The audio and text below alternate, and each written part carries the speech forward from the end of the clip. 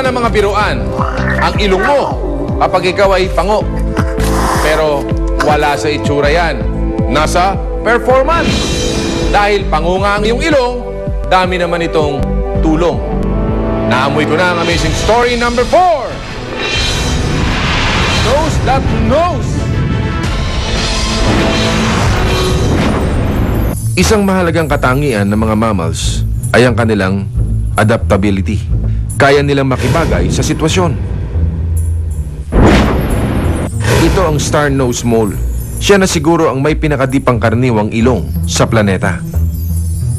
Ang mga butas ng ilong niya ay napapaligiran ng 22 daliri, kumbaga. At sila ang gamit ng mole para madama ang kapaligiran sa pamamagitan lang ng paghawak.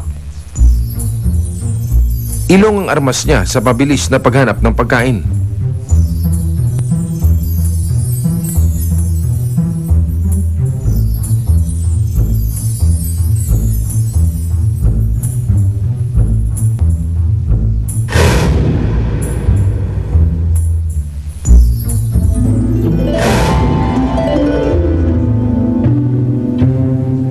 At pag lumalangoy siya underwater, ang ilong na yun din ang food sensor niya.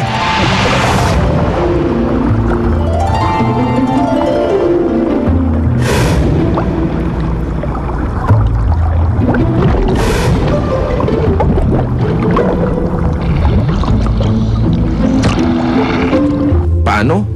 Bubuga muna ito ng bula, sabay hihigupin.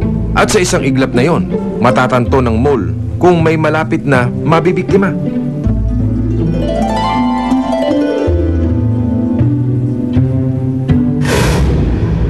Dahil sa katangiang ito, lamang na lamang siya. Yun nga lang, mabilis siyang maubusan ng hininga.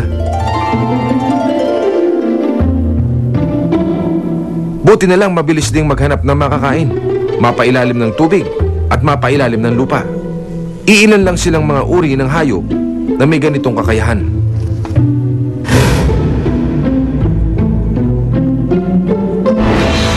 Hayop na may kaalyado para ang kaligtasan ay masiguro.